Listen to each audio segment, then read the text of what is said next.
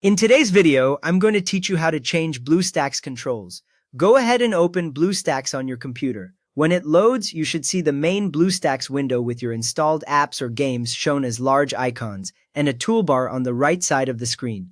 If BlueStacks opens in full screen, that is fine. The toolbar will still be visible along the right edge.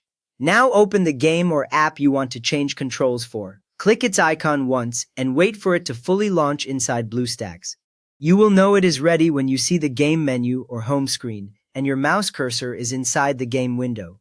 If the game asks you to log in or skip a splash screen, do that first so you land on the normal playable screen.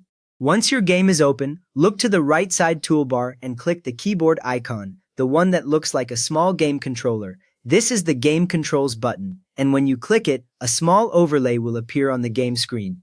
You should see labels related to key mapping or controls, which tells you BlueStacks is ready to let you adjust things. From there, select Controls Editor from the small panel that appears. The words Controls Editor will usually be in a list of options related to key mapping.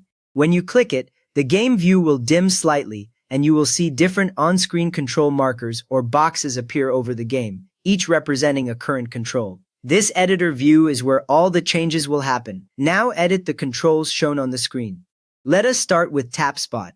Tap Spot lets you assign a key on your keyboard to tap a specific location in the game. Click on the Tap Spot option, then click on the area of the game where you usually tap, like a button or skill icon, and press the keyboard key you want to use. You should see that key label appear on the Tap Spot marker, so you know it is assigned.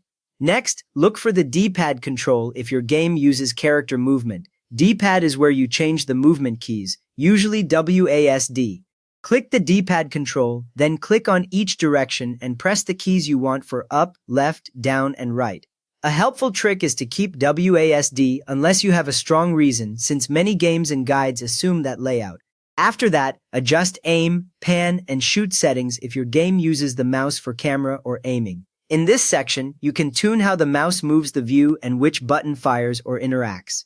Click the Aim, Pan, and Shoot control and change the mouse button or key it shows by pressing a new one. You will see the new key label appear, and this change applies as soon as you save. Then move on to the Zoom control if your game supports zooming in or out.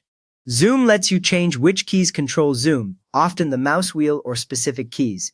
Click the Zoom control, then press the keys you prefer for zoom in and zoom out. The editor will update the labels so you can confirm both directions are set correctly before leaving. Once every control looks good, click Save. The editor overlay will close, and you will be back in normal gameplay with your new controls active right away. You have now customized your BlueStacks controls for this game so it plays the way you like. So if this helped you dial in your controls, a quick thumbs up really helps others find it, and feel free to subscribe if you want more simple setup guides like this.